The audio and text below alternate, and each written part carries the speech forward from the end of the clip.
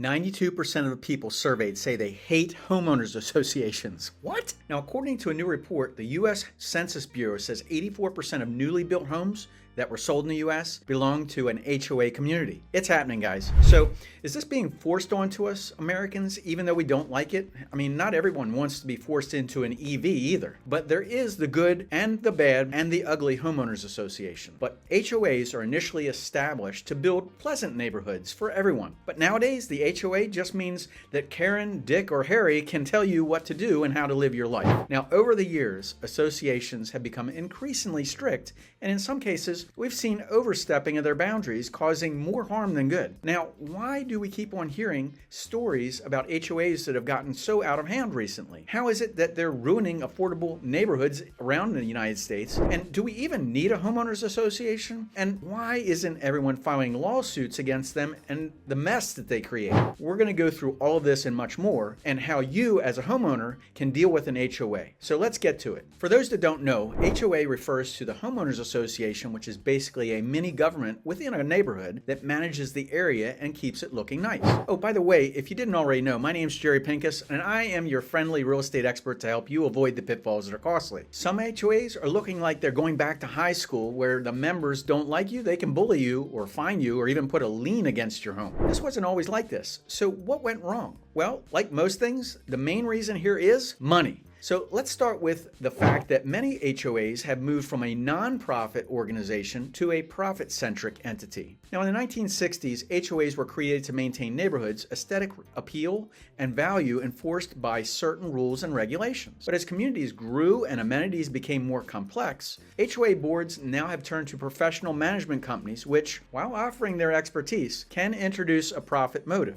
This can shift and be the main focus from keeping your community livable to generating revenue for that management company. Now, on top of that, there's constant pressure to keep property values high. So in theory, it all sounds good. And this can lead to the never-ending stream of rules about everything from the paint color of your mailbox to the lawn gnome placement. Now, don't forget about monthly HOA fees and the fines, and these are the main source of income for these HOA companies. They may be getting more aggressive. These monthly fees can range from between $100 to $400 a month, but the crazy part is they can also range from anywhere from less than $14 a month, and I was in that community last month and it was pretty nice, all the way to $10,000 a month in some luxury neighborhoods and country clubs. Now, these numbers may not matter to you, but it's definitely a matter to most people, and this is where affordable housing gets affected the most. So how are they ruining affordable neighborhoods here in the United States? Look where many people choose to live, in a condo, a townhouse, or a manufactured home community, because they're more affordable than a traditional home. However, these HOAs are added into the mix. The cost of living in these affordable home communities can skyrocket.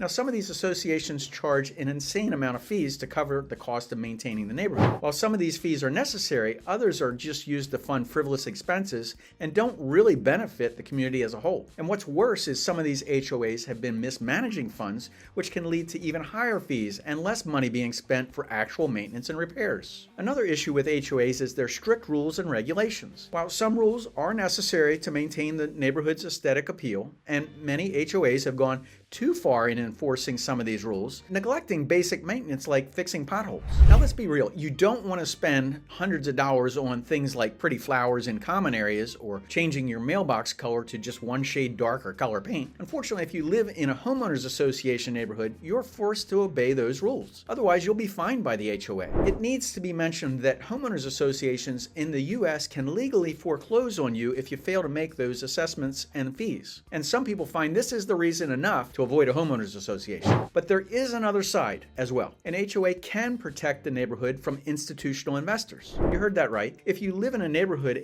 HOA that has bylaws and covenants that say no more than 10% of the neighborhood can be a rental property, that could be a good thing because it'll keep institutional investors from buying up the community and renting it out. All the homes that are around you could be affected. And if the HOA has such rules, this situation could make it good to live within an HOA. Because let's say an institutional investor starts buying 20 or 30 or 50% of the homes that are in that community. That means that 20, 30, or 40% of the homes that investor controls, they also control those votes, and they can dictate change and the rules. Now, what happens to a neighborhood when the level of rentals goes up in the community and is higher with fewer actual homeowners? I'm not saying renters are bad, but just saying that if you drive a neighborhood, you can tell which houses are real homeowners and which ones are paying rent. And I don't blame the renters at all for not maintaining a home like a homeowner would do, because that's the landlord's responsibility. So if there are problems in a community, does anyone file lawsuits against these HOAs? Well, actually, there have been lawsuits against HOAs that has led them to court. But these types of lawsuits are few and far between because unfortunately they just always don't end up helping the situation. The reason why there hasn't been many cases against these associations is that the lawsuits can be lengthy and very costly. Now, some people living in small communities cannot afford to hire an attorney to fight for them. And many HOAs have deep pockets and access to legal counsel, putting homeowners at a disadvantage. People don't want the extra burden even with a legitimate case. Even if they do decide to sue their HOA,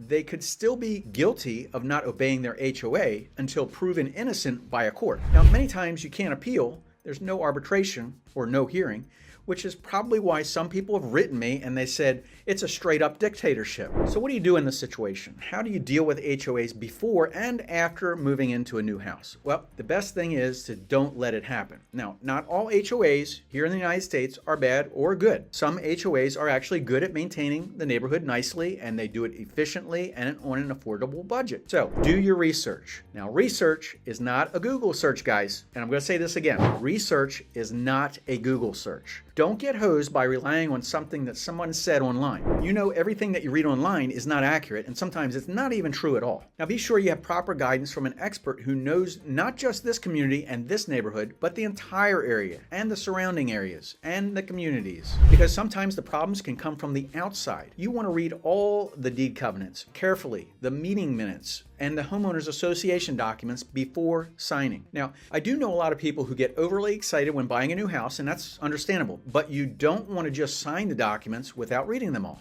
Now, these documents will outline everything from architectural guidelines to parking rules. You also want to understand the fees that are involved and what they cover and any unexpected expenses. The reason I mentioned to work with a local expert is because if it's a buyer's agent that you're working with, for example, who knows the area, the neighborhood, the community, they can give you solid advice as to any pending lawsuits or known future assessments or how efficient that community is when you're comparing it to others and other communities and other options. You don't want average when you can have way above average at the same price or even for less money. And that's what my team does every day. On the complete other side of the fence, the agent that you see when you walk into a model home, that agent works for the developer in the builder's best interest, not in the buyer's best interest. So buyer beware. And finally, weigh the pros and cons. It's not all bad, and some are actually good. Again, deed restrictions that I mentioned that allow only 10% of the community to be a rental property, this will keep institutional investors from buying up a community and controlling that neighborhood. But what do you do if you currently live in a homeowners association, you're having issues with the HOA?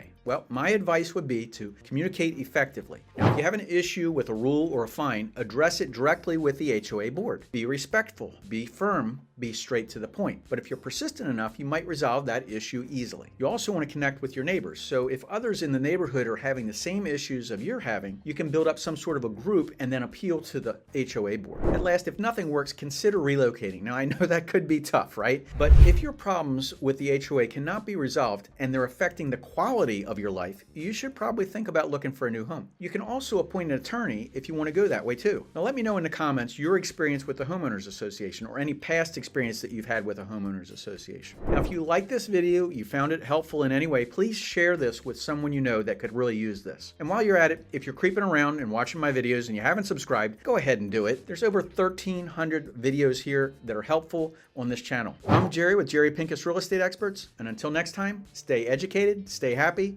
and I'll talk to you soon.